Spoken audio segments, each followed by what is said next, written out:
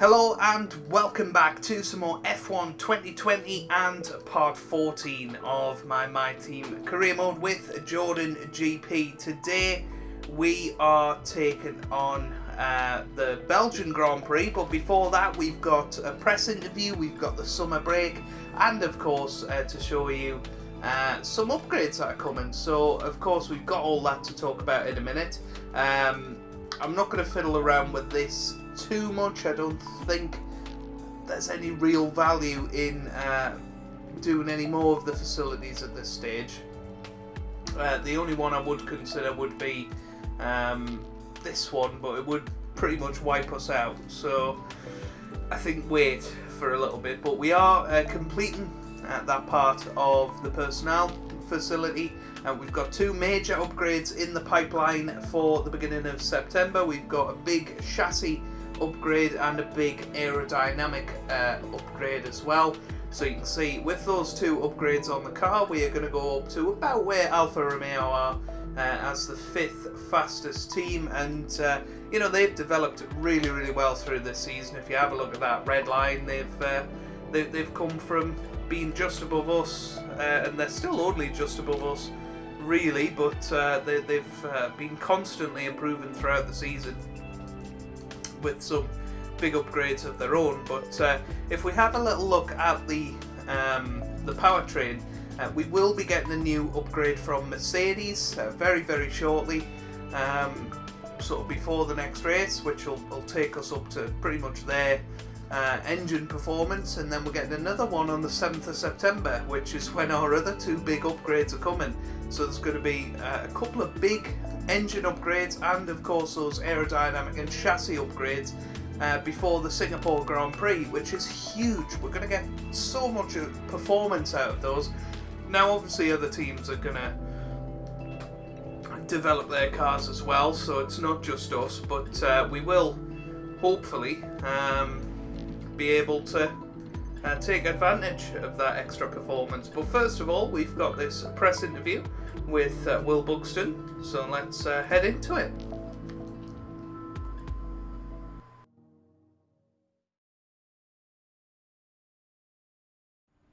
Thanks so much for the invitation to your HQ. Let's have a little chat about the team's performance this season. Your second driver really seems to be improving at a rapid pace. How dedicated are they? Would it be safe to say that in terms of team orders, your career comes first in your team?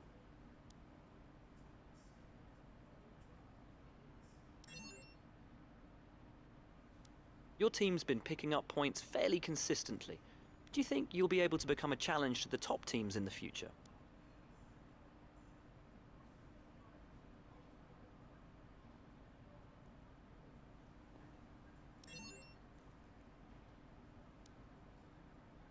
Well, it's been wonderful to spend some time with you. Best of luck out on track.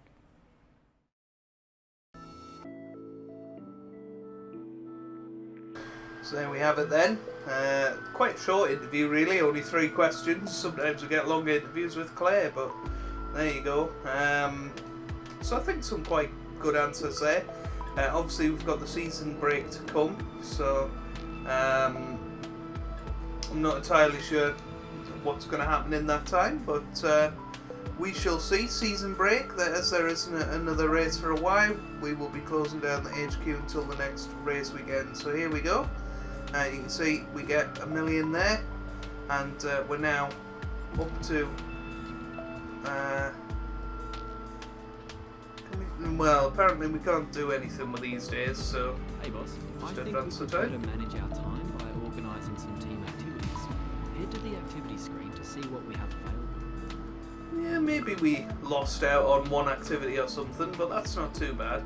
Now that we have got $1 million in the bank though, I think we will go ahead and purchase the next facility, being the analysis suite. I think it's very important that we get our second driver as good as possible.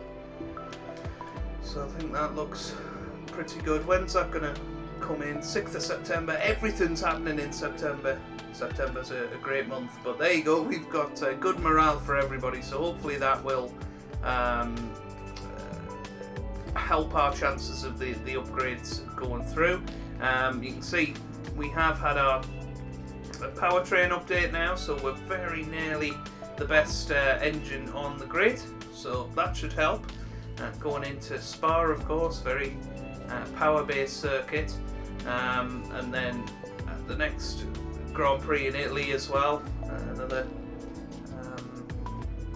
another power-based circuit. So we should be good. I think I'm looking forward to it. We've got a 70 rated driver in Nick de Vries now, which is great, and you can see how much he's benefiting from our other facilities as well. So hopefully he can improve in the next couple of races, as we've got a much better car now, and once we go to the track, all of that should update, and we should move into at least above AlphaTauri, I would expect, and maybe join Renault where they are. So that's all for this part of the episode. We'll now see how we get on in Belgium qualifying.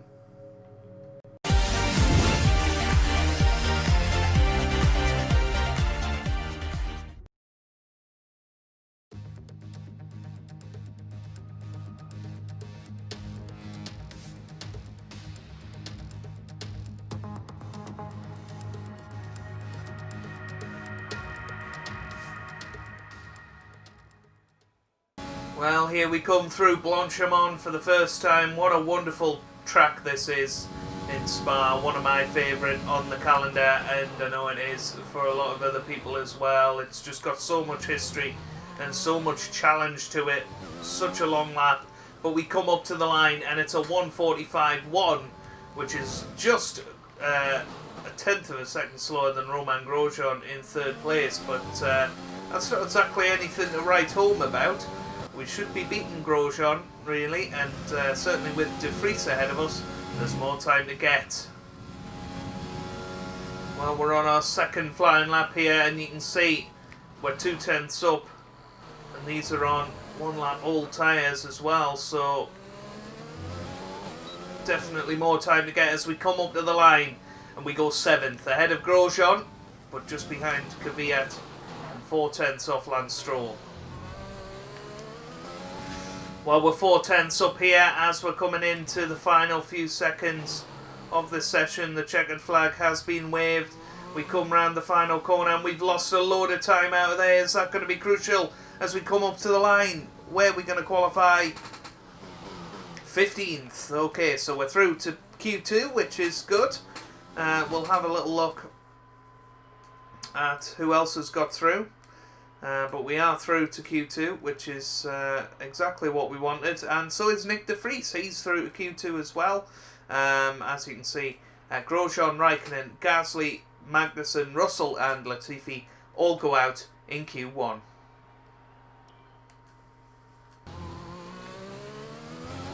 Well, we come up to the line. We've had to we've actually ran out of fuel. I don't think we'll have qualified above 16th in the end.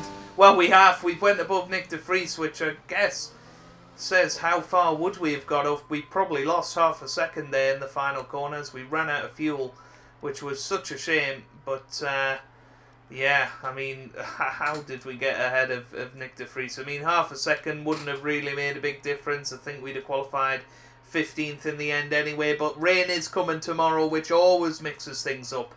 So let's get into the race.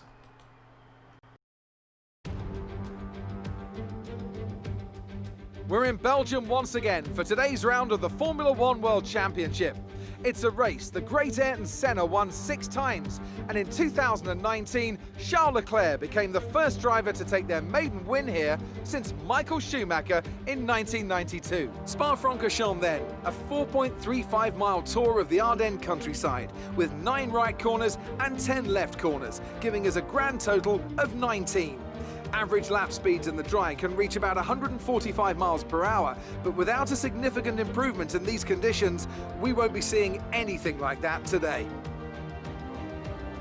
Also here, of course, is Anthony Davidson. Let's talk briefly about Esteban Ocon. Looks like they've got a tough race in store today, as grid penalties from changing power unit components has forced them further down the field. But on the bright side, at least those fresh components can help them maintain the power they need to come through the pack. I expect to see them take a more aggressive approach today to make up for the compromised start.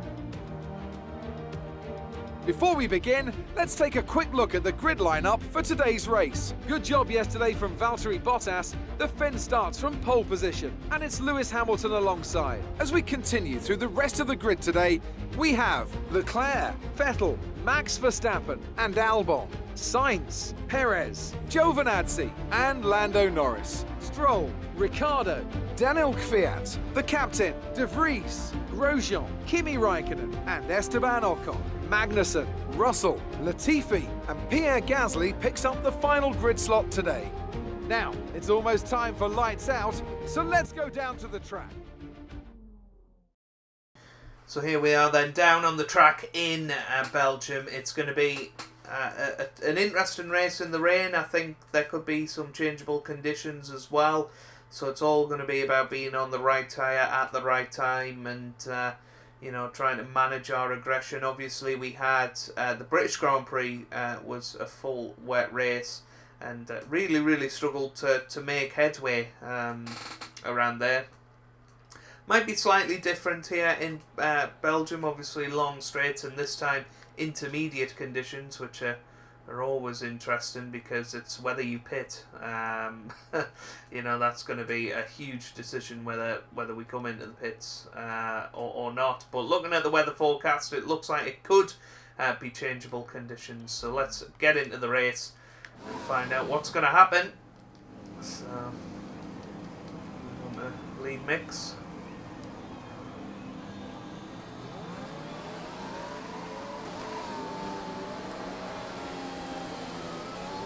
Lots of wheel spin. Right, let's get the car up to temperature on this lap. We're learning the gears, so go through them all if you can.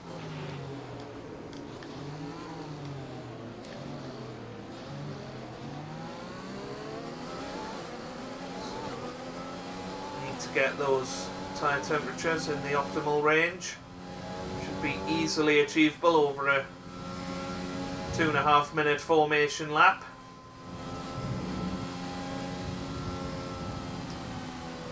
Usually about 2 minutes, but in these conditions will be even slower. So probably looking at 2.5 minutes getting round here. Formation lap feels very long, doesn't it? But you know, it's a very enjoyable Grand Prix. Very short, a sort of sprint race type feel to it. And I'm sure there's going to be some incidents up Eau Rouge on this first lap. We just got to make sure that we're not part of it. You know, I wouldn't be surprised if there was a safety car on lap 1. And a sort of similar outlook to what we had in Hungary last time. But, it looks like we've got the tyres in the perfect temperature range, which is good. So now just focus on the rest of the lap of maintaining those temperatures, getting ourselves ready for the getaway. It's not going to be an easy getaway, of course, with our teammate right behind us as well. Very much a lot of pressure going into turn 1. It's a short run down to turn 1. Most of the overtaking will take place up along Eau Rouge and Radio and down the Camel Straight. So here we come round the final corner. Remembering Jordan GP's first win, which was around here 98, I believe, in wet conditions. So let's see how we can do right about now, lining up on our grid position. Not sure whether points are going to be achievable today, but we'll be happy just getting through this race and getting on to the next one. Better things to come this season, I think. And here we come, ready for the lights. Lights out, away we go here at Spa. It's a decent start off the line. We managed to get past Danny Kvyat, but need to take it fairly easy into the first corner as the cars are going slowly. We've gone a little bit wide, should be okay though, as we get a decent exit, although got the Renault of Ricciardo and Kvyat having a look at us.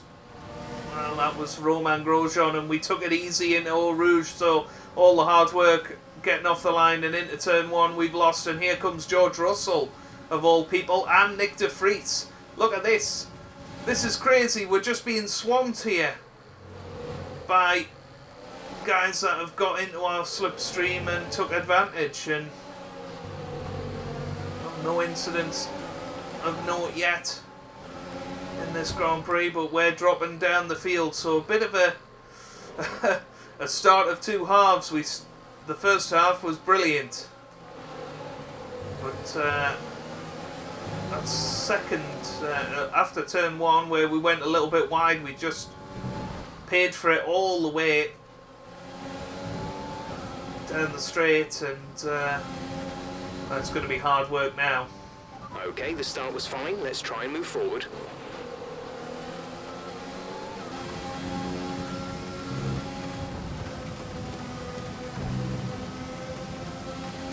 Well, we're right in the slipstream of George Russell. I'm going to do to him what he did to us on the first lap. We've got the overtake button on, and we've got the inside line, so easily back past George Russell.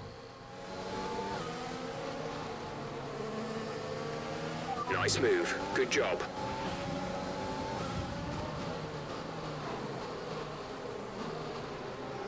Well, there is some yellow flags, so something has happened. I'm not entirely sure Green what. flag. Somebody out of the race. Can't quite tell.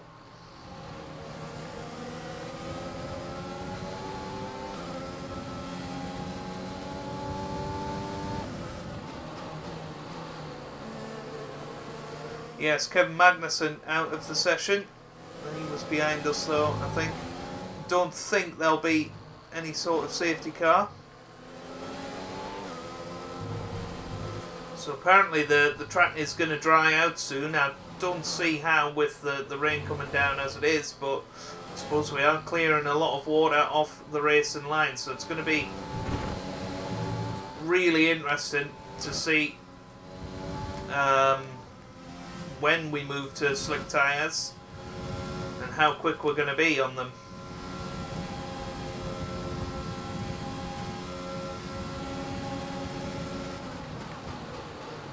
Well, looking at these track conditions, I think next lap is going to be the lap, and because, you know, we're not really competing for anything anyway, we're going to box this lap and put on the dry tyres. As long as I see evidence that the track is drying as much as it is right now, that's exactly what we're going to do and try and make something happen in this race. So we're going to go on to the soft tyres. We're going to give ourselves a little bit more wing just to give us a bit more grip, maybe just to 7. There goes Raikkonen. I'm not bothered that he's passed. It's not really who we're racing today, but I think it's a good idea to roll the dice. I really do. But yeah, our teammate has held us up a treat this Grand Prix. I think we've got much better pace, but just haven't been able to show it. Use your overtake button more. It's time to utilise some of this energy. The overtake button until we're out on the slick tyres. I don't think it's completely dry yet, but yeah.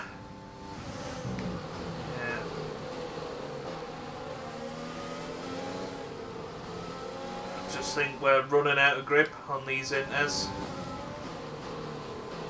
It's worth a go at the very least.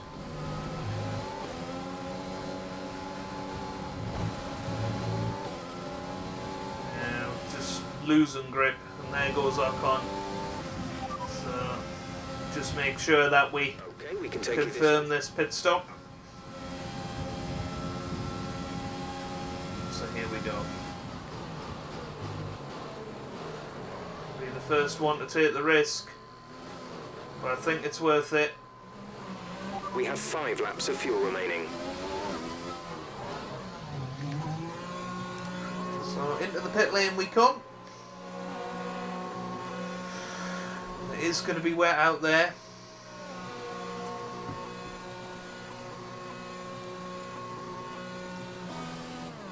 So here we go. Complete, go now. That could be the complete wrong decision. Strategy complete. See these tyres through to the end now. It's obviously going to be very wet on the pit exit, but now we're away. I think this track is definitely drying, so I think this could be a genius move.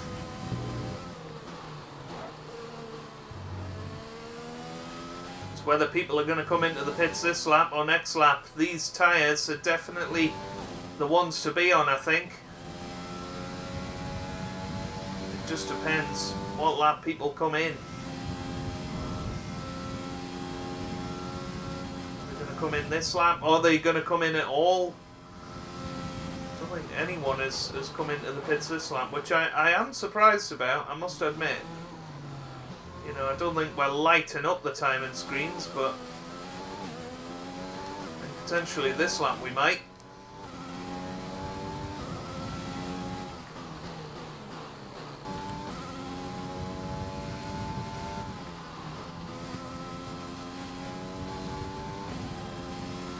Well, you can see the times dropping massively now, down to 16.5 seconds. We're pushing hard on these soft tyres. I think people are going to be coming into the pits this lap, if at all. If they don't come in, The gap to the car ahead is 15.5 seconds. if they don't come in, then they're just going to lose a shed load of time over the next few laps. And that's where we've got to take advantage. It's going to be so interesting what they decide to do. I don't think they've come into the pits, so we're the only ones out on the soft tyres. We're the only ones that are going to be setting dry weather times. We come up to the line, it's a 1:56.5. 25.0 seconds. It's whether we can make that time up in these laps. It's definitely dry weather conditions.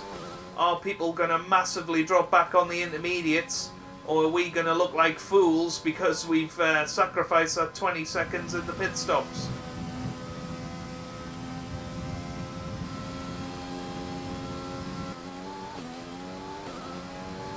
Well, coming through, and we've set the fastest lap of the race, but I just don't think we've got enough time, really.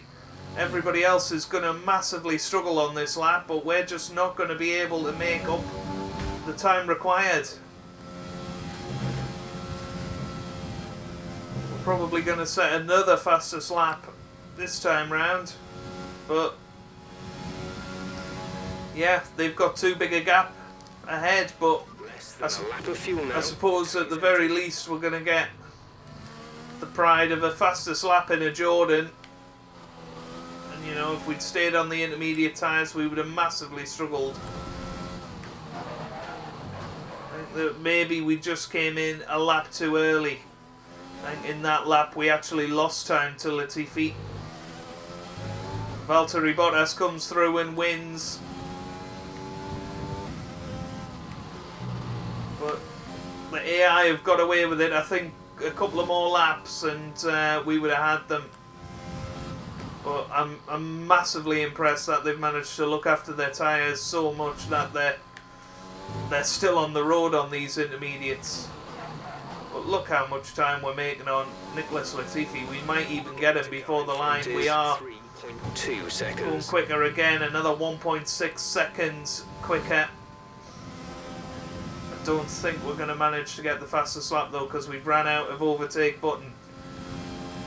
But we're just making time and time on Nicholas in front. It's a shame because we're not going to get any more positions, but we are going to get fastest lap. We come up to the line.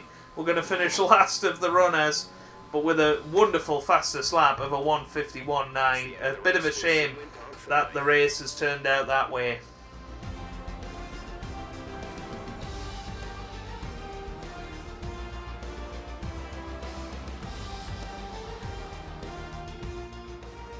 And Mercedes have pulled off a great victory here today. So Anthony, what made the difference out there today? I think that smart tyre management on track and very smooth driving definitely assisted in their victory today. That combination meant they got the absolute maximum out of their tyres at all times. So after a magnificent race, we can now see the drivers making their way to the podium. Once again, it's the Silver Arrows who take top spot, a well-earned victory for Mercedes.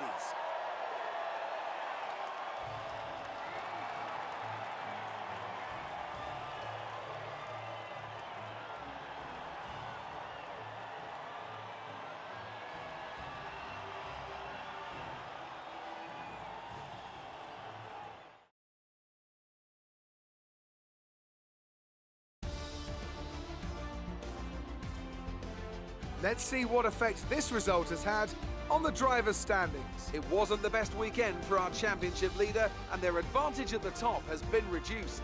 So, Anthony Davidson, who would you rank as your driver of the day? That's got to be the Flying Finn. Wait, how many Flying Fins have we had now? Anyway, I'm talking about Bottas this time.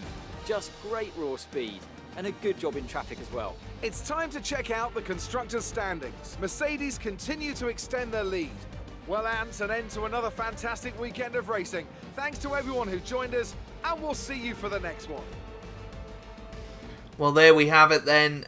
We have finished 21st in the Grand Prix, but look at that fastest lap. We can be proud of that, I suppose, and we'll get some sponsor bonuses from that for getting the fastest lap in the end. But Nick de Vries only went backwards. Raikkonen and Ocon passed him. He went down to 17th in the end.